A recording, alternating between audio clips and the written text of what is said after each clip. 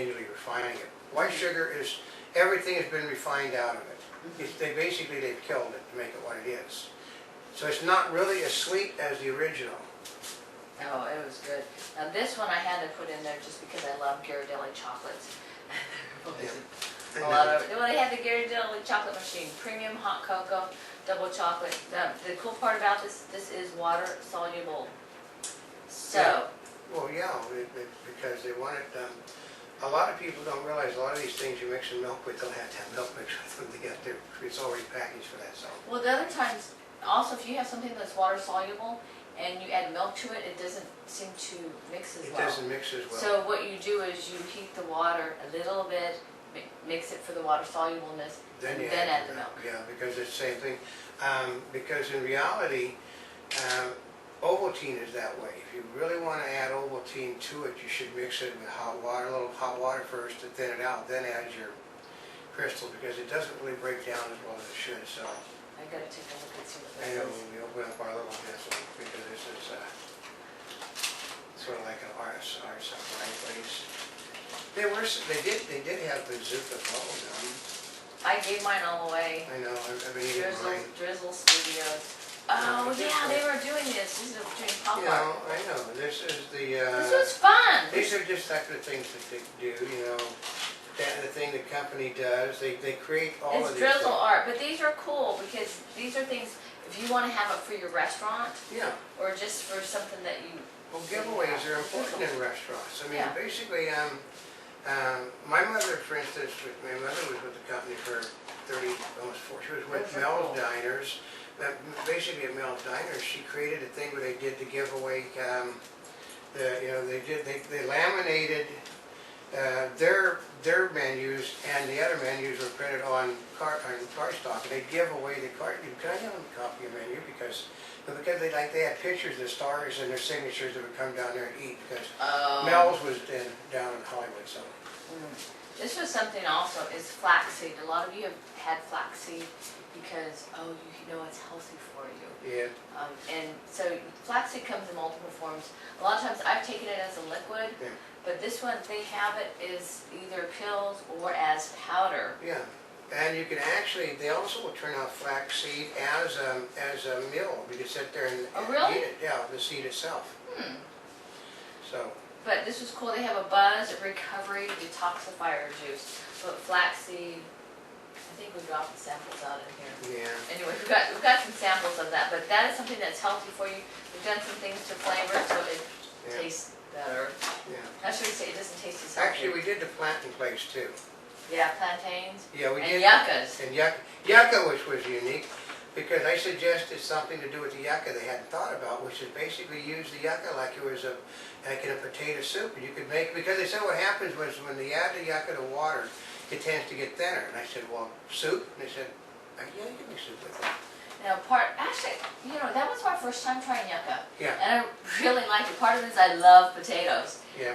And it does, Yeah, you no, can it really use it works. for many ways like a potato. You can make it, you can make the yucca chips, like potato chips, or just They were doing these. a whole lot of things, breakfast, lunch, dinner, and snacks with yucca. Yeah, you can use it like a potato. But they said that it's different because it's supposed to be healthier than It's potatoes. healthier, because, okay, a yucca plant basically can be used for water, it can be used for sewing, and it can be used for sewing? food. Yeah, you can How do you take, sew it? you cut the, off the top, pull it down the side of the plant, and you've got yourself a thread. Oh. And it's basically super strong. They also, you do know where, our alcohol tends to come from. Yucca plants? Yeah. They do. Oh, I was just saying. What happens is they got a big core that grows up around. You basically whack all the yucca leaves off, which are the pointed thing, go like this. It's just a different type of agave. Oh, is that what it is? It's basically another name for that, because what they would be doing, they would be taking the leaves, because the plant will grow back from the bulb. You take the leaves and you sit there and make the yucca food out of it.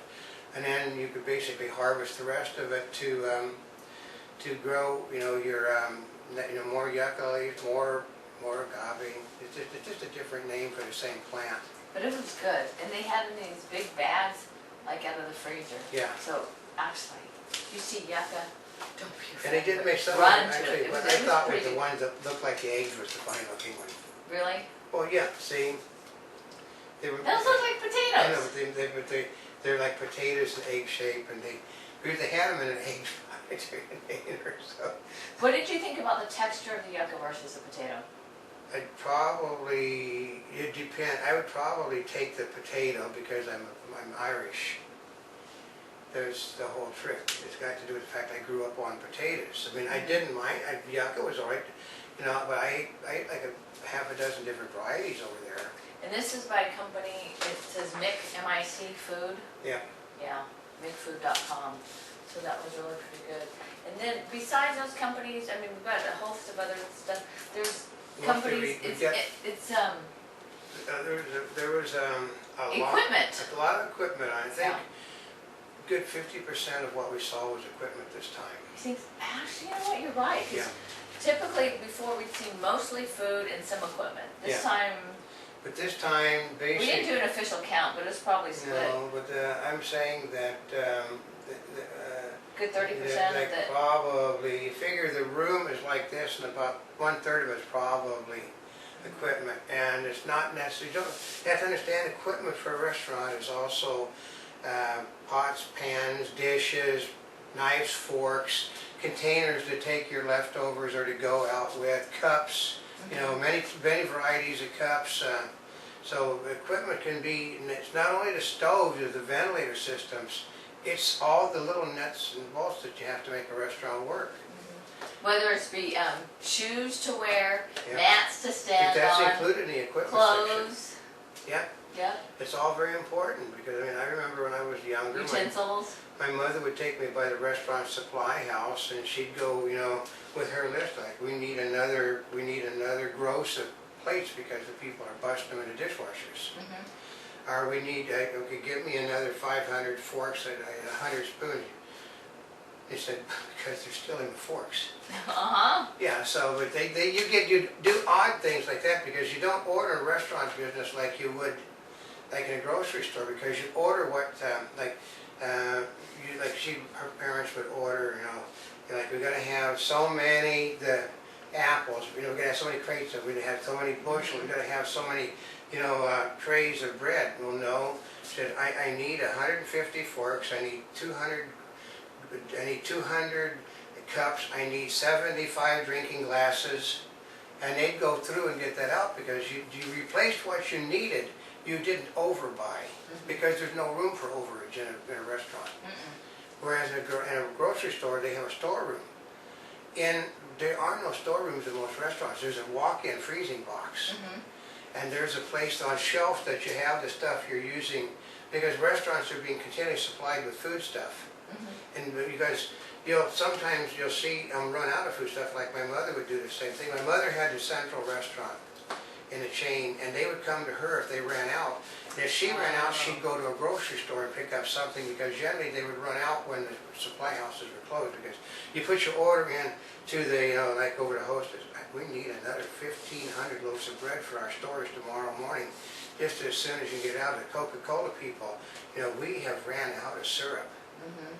And you know, and they would say, we need another, we'd tell them, I need 25 cases of syrup for the restaurants tomorrow. Mhm. And basically, they, you know, like about they start, you know, like after midnight, they start the runs. But like until, say you run out, after the last run is the next run, you're in trouble. So you end up at a grocery store, which is funny seeing that.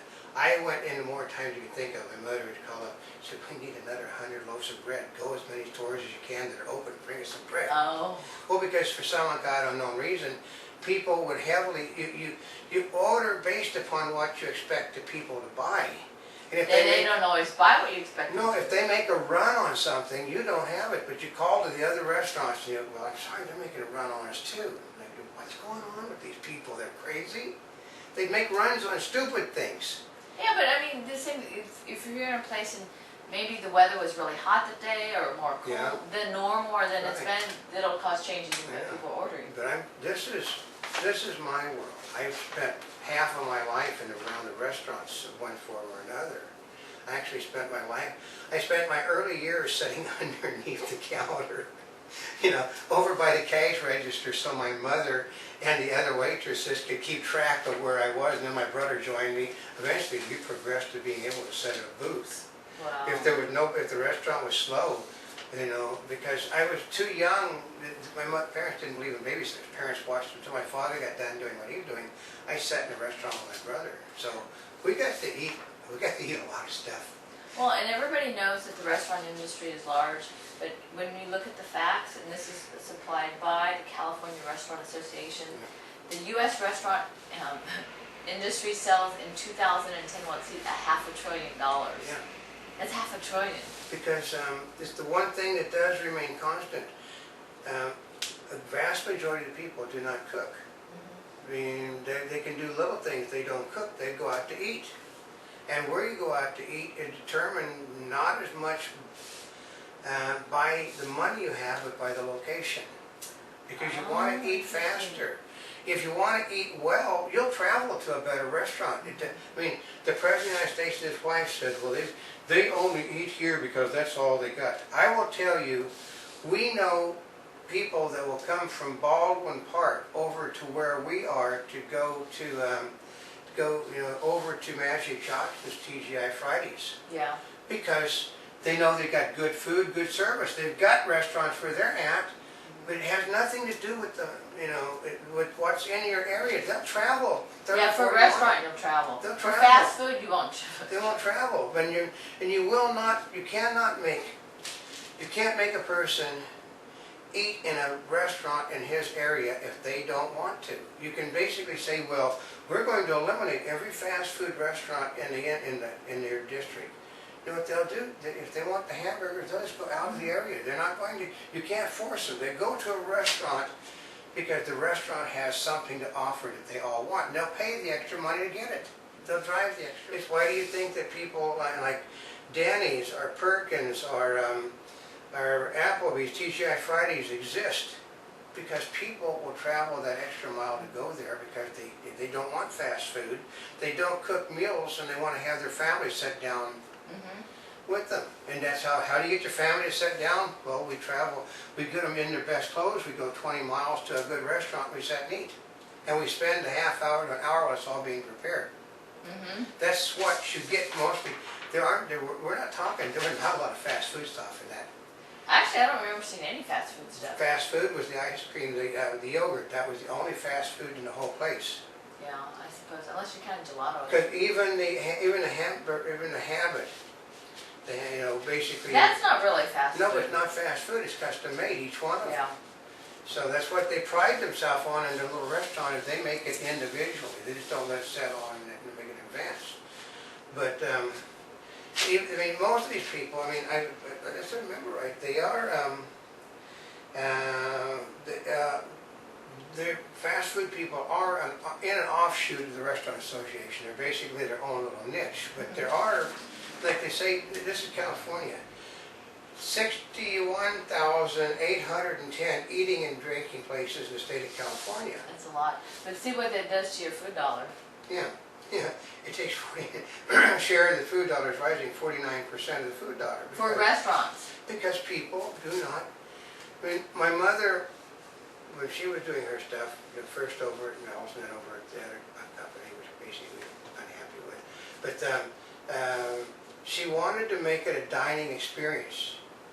She said if you give them good service and good food, they're going to come back. And they would, because my mother had repeat customers tremendously. Well, and then part of it is as far as jobs. The restaurants employ 1.410 million people in California. A lot of people. That's a lot. And if you clamp down on them, you're going to put these people out of work. Yeah. And that's the whole, the more you do, okay, well, I'm president, we need to shut down all of the fast food restaurants in Black and Latin areas because they're getting too fat. And that will force people to eat better. She's also shutting down all those jobs. They don't understand that.